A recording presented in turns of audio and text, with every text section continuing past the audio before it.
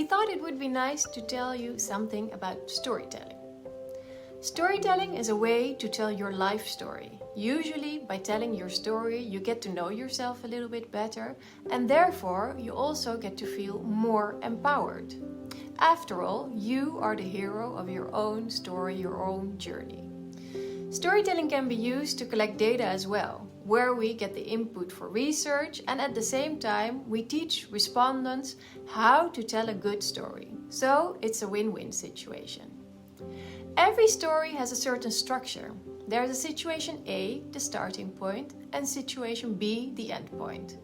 Situation A usually explains the overall situation. Where, what, how, when, what, these kind of questions are answered.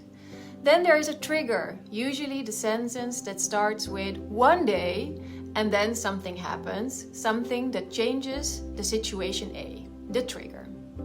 Between the trigger and point B, the journey of the hero happens. Things that are helpful and things that are not helpful, and not only things of course, also people and situations, until you reach the end of your story, point B, the ending. Usually with a message, a morale. This is how you get the structure to tell a good story. Another way to tell a good story is to make it visual. If you really want to make a good story, make sure that the message that you want to bring is also received the way you want it.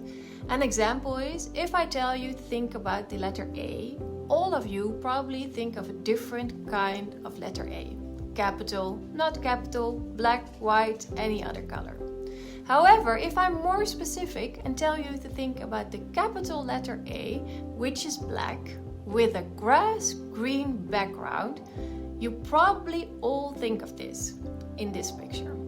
This example makes clear that you have to be clear in addition to tell a good story to make sure that the receiver gets the message you want to send.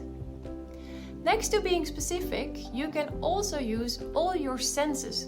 For example, you entered the room in which you felt the heat of the heater and you saw the nice wallpaper with flowers of every color and you smelled the cake baking in the oven.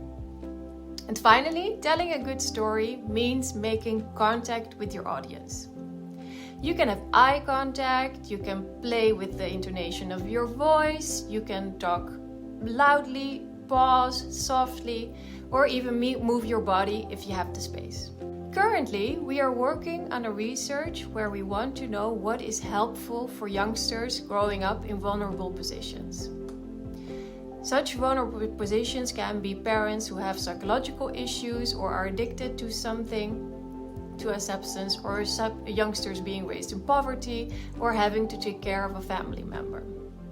Through storytelling workshops, we heard the most broad things that have helped them, such as pets, teddy bears, but also professionals, neighbors, TikTok movies, or just them finally getting done with the situation and taking their own power into hands to change it.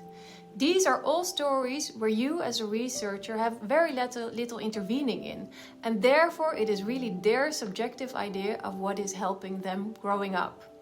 And this is what is important if you really want to know what is going on and what they perceive as helpful.